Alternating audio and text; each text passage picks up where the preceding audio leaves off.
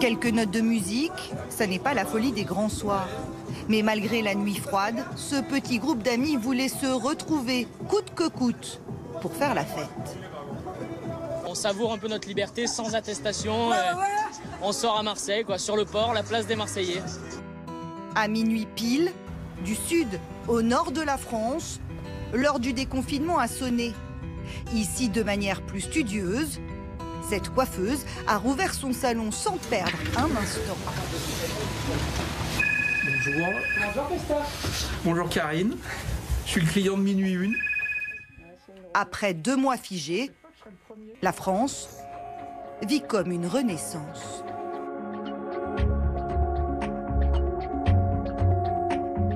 Levée de rideau sur les transports parisiens. C'était la grande inquiétude des autorités.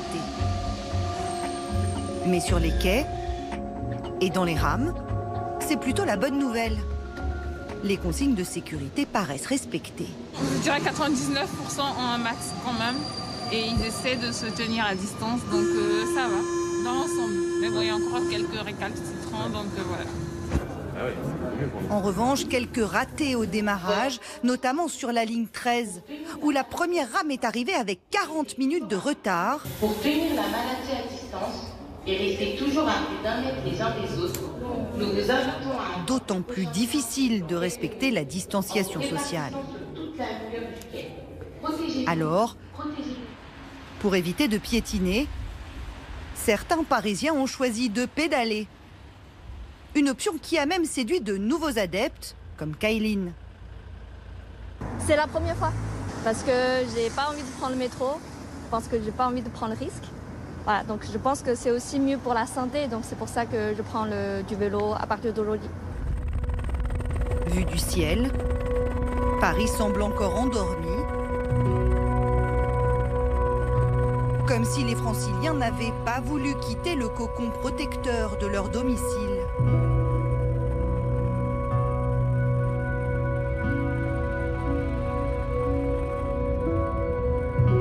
Sur les routes, 7 fois moins de bouchons qu'en temps normal.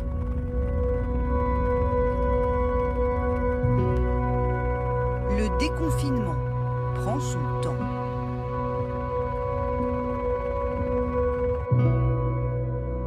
Dans le sud, la météo n'y met pas du sien. Alors que la promenade des Anglais rouvre enfin au public, des trompes d'eau s'abattent sur la Côte d'Azur. Mais pas de quoi dissuader les Niçois.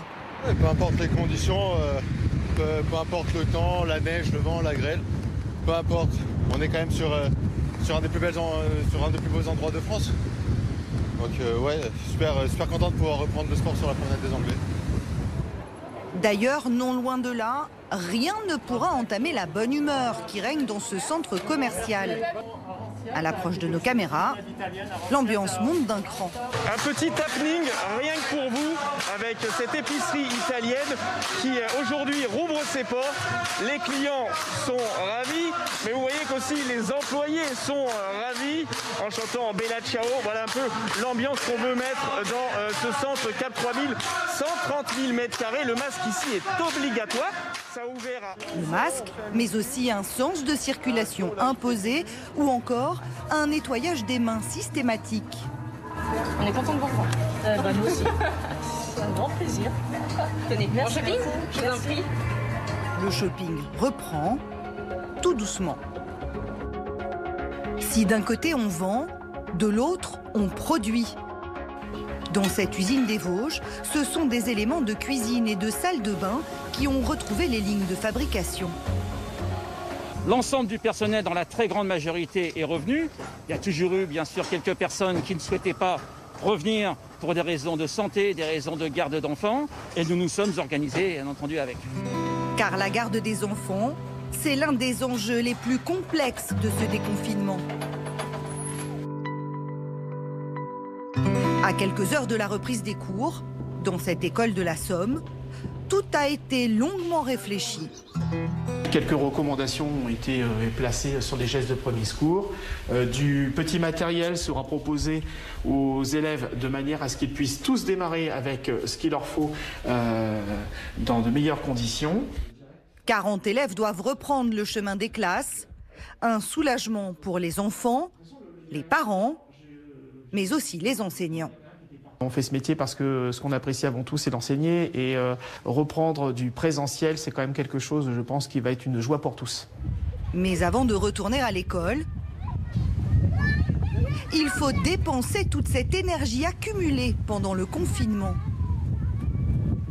Rien de mieux que les jeux du parc pour se défouler. La réouverture des jardins tombe à point nommé. Les enfants attendaient ça avec impatience, donc c'est la première chose qu'on leur a dite ce matin. On va au parc. Exactement, ils étaient ravis. Et là, visiblement, ils sont contents de retrouver les toboggans. Les toboggans, les canards, les poissons. Mais pour ceux qui ont pris goût à la solitude du confinement et veulent échapper à toute forme de frénésie, il y a toujours quelques lieux intacts. Les ruelles du Mont-Saint-Michel sont encore désertes, mais n'en sont que plus belles. Ici, tout n'est que luxe, calme et volupté.